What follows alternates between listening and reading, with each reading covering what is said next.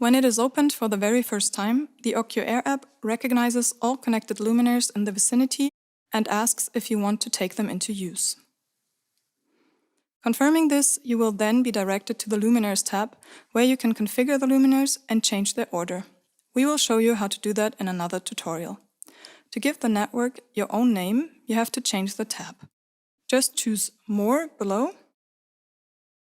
and then Network Setup and Network Settings. Here you can change the name.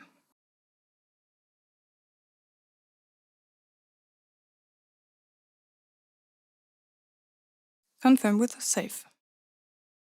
The next step is to change the sharing option.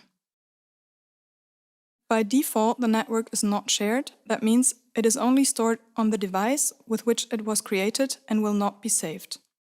More recommendable are the option Administrator Only, in which the network and all its settings are stored, and the option Password Protected, where you can also share the network with other people.